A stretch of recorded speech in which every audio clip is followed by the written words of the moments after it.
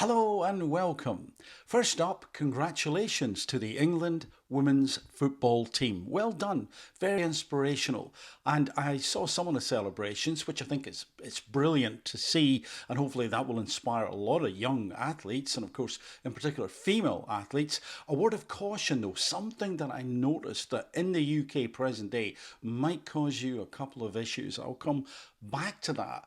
However, before we get there, let's have a word from our sponsor.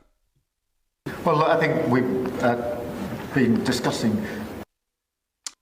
That clears things up, doesn't it? So, we're going to chat a little bit about Keir and his government and what's going on.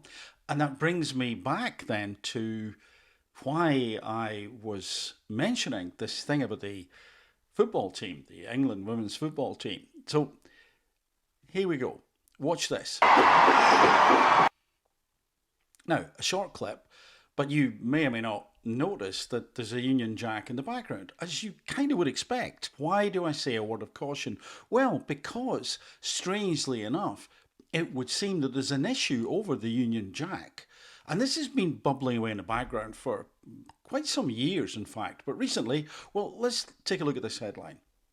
And this is a young girl who was, according to, I think this is the Mail, hauled out of lessons.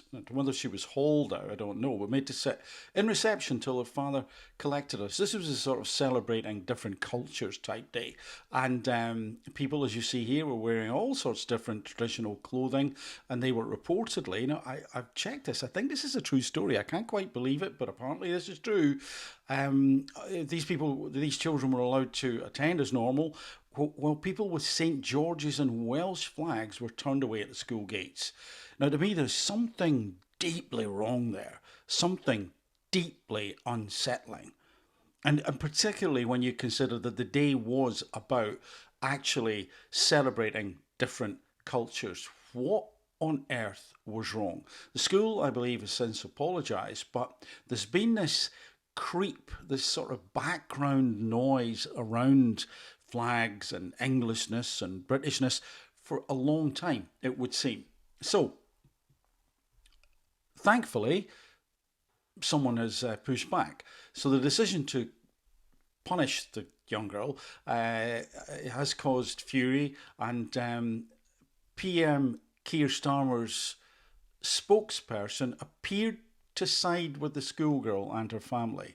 Now, note the wording, appeared to side. They said, I think the school has put out a statement on this, so I'm not going to comment further. I couldn't possibly comment. Yes, Minister. But the Prime Minister has always been clear that being British is something to be celebrated. But what does that mean? Keir, some of the things you've said, some of the flip-flopping, what do you mean, being British? What does that mean? And what does celebrated mean? And that doesn't clear it up, does it? But at least it's been highlighted, thank goodness. Then we go here to this. Listen up. Are going to step up very substantially too. What's your advice on the small? Importance of free speech today. Well, free speech is very important. I don't know if you're referring to any place. I'm going to pause it there because Keir can't help himself. He's looking at his watch, the master of body language and emotional regulation. So, actually he is, but it's over-regulated. So he looks at his watch. Anyway, because we're talking about free speech. In particular, perhaps they are, but We've had free speech for a very, very long time here, so we're very proud about that. A very long time here. Yes, we have had freedom of speech for a very long time here. Freedom of speech, close cousin, freedom of expression. Flying a flag, wearing a dress, particularly on such a day where you're celebrating different cultures. And Keir, of course, he's straight in there. Obviously, boards looking at his watch, hoping that these questions wouldn't last long, so you get down to the real business, whatever that is, which I think, at least in part, would be talking to the press, who can sometimes pose questions that the public would like to be asked. But there we have it. So, yeah, nothing to worry about. Or is there? I worry when I see a young girl get turfed out of a classroom for wearing a dress, essentially a sort of Spice Girls dress. And I worry also about what people are being allowed to say or not, particularly considering that we have laws to stop the incitement of hatred and violence and all that sort of stuff, which we should do, we must do. So let's listen here. The President makes it look easy dealing with illegal migration. You must be envious of his record in such a short period of time. Well, I think we've been discussing illegal migration is a huge issue in both of our countries. In the United Kingdom, it is a real cause for concern, and that's why we must bear down on it. So he's obviously uncomfortable, and Donald Trump, I could play more clips, but again, an attempt to keep this relatively bite-sized. Donald Trump, in my opinion, knows what he's doing. He's using these press interviews. He's saying things, and essentially saying things like, borders, controlling them, that's great. If that's what you're doing, that's great. In fact, it's fantastic. So he's got Keir in front of the cameras. And if you look at Keir, this looks to me like somebody who is on the ropes a bit. He's squirming.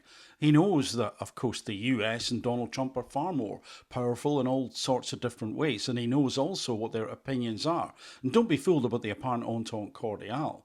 I don't think that Donald Trump, J.D. Vance are happy with what Starmer's been doing. So they're using this sort of public arena to essentially say it's fantastic you're doing that, if that's what you're doing. This is great to hear. And if you like that approach and you think that Keir Starmer can be a little bit slippery and a little bit disingenuous and flip-flop and seems to have ever-moving beliefs, then you will probably be enjoying what you're seeing here, whether you like Donald Trump or not. Let's move on. You see here, police to monitor social media for anti-migrant posts. Now, I don't think this is necessarily a bad thing, because like I've already alluded to, inciting violence and hatred and all that sort of stuff is not good. There are laws against it. We shouldn't be doing it. It doesn't have good outcomes. But you see here, an elite police unit, the National Internet Intelligence Investigations Team, is being formed to monitor social media for anti-migrant posts and early signs of civil unrest. Operating from the National Police Coordination Centre in Westminster, the unit will comprise of officers from forces across England and Wales. The initiative aims to provide national support for local police commanders in responding to online threats following last year's riots and the spread of protests outside asylum hotels. Now, some of that stuff, of course, gets horrible and ugly, and I abhor the violence that can ensue, and I really don't like to see the police getting attacked who are doing their job. That's what they were told to do, to turn up and do their job and to keep the peace. However, having said that, on the other hand, what we have, as was noted last year, is a bit of a pressure cooker that doesn't seem to be, the pressure isn't being alleviated much, is it? Keir Starmer's talking about stopping the boats and it all sounds great, but what has happened so far is a drop in the ocean. And I think that it is understandable, is it not, when people don't understand why this is happening. Why is it that boat after boat after boat after boat, very often of young fighting age men, is turning up? And what is this all about? And why are they coming from France, which isn't a war zone? And how are they going to be integrated? And so on and so forth. I genuinely believe that in the UK, most people are not racist. The vast majority. It's not about race. It's not about faith. As often it's not. It's about what is happening and how come all these people are turning up. It is a perfectly natural reaction and response. Maslow's hierarchy, safety, security. They want to know. It is about people being scared and worried for their families and not understanding What is going on? How come our borders seem to be so porous? Why are they getting put up in these hotels? People can't afford a lot of things these days. They're scrimping and saving, and yet allegedly, apparently, there's phones, there's dental care, there's GPs, etc. And yes, of course, we must never lose sight of our empathy, our humanity to help those people in need.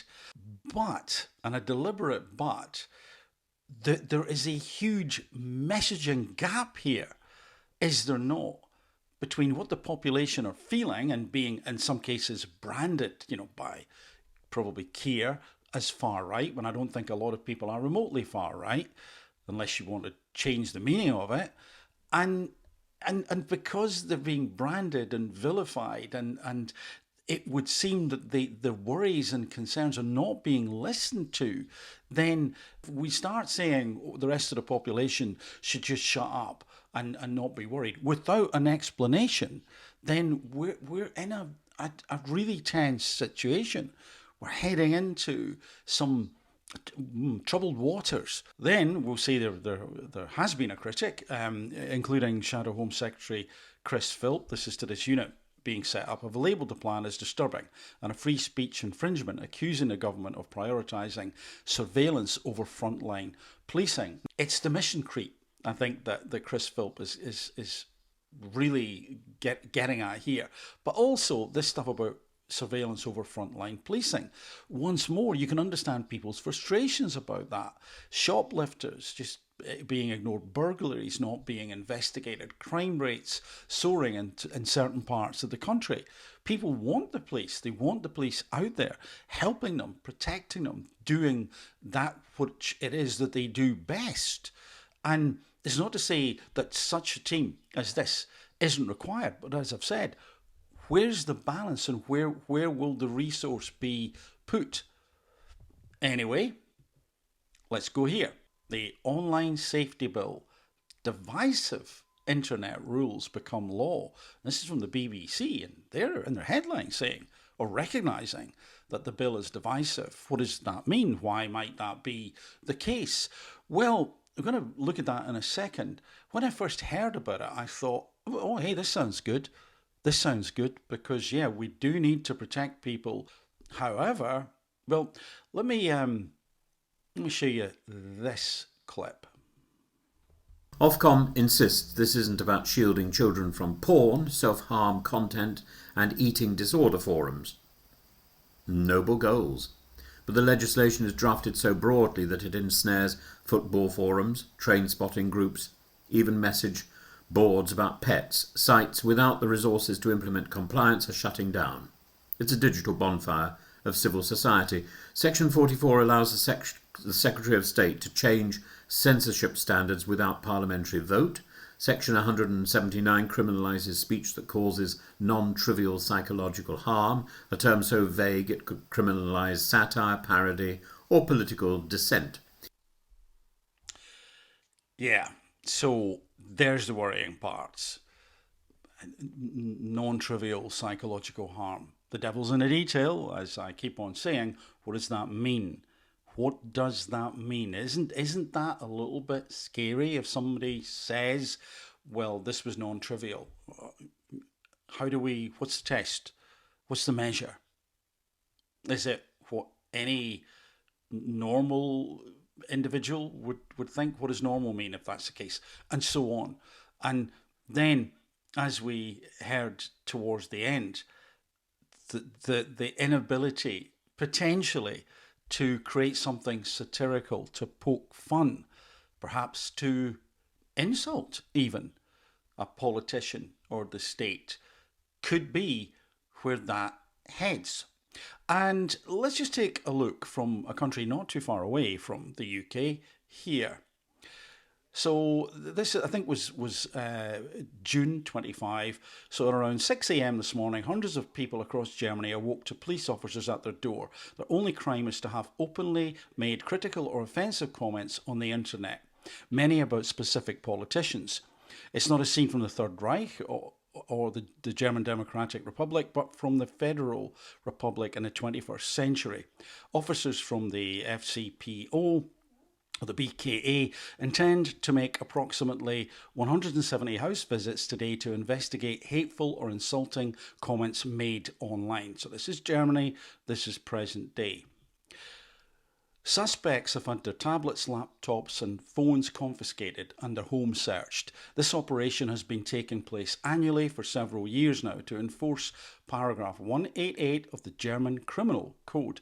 This was amended in 2021 to make it a criminal offence to insult a political figure, punishable by a maximum sentence of 3 years in prison.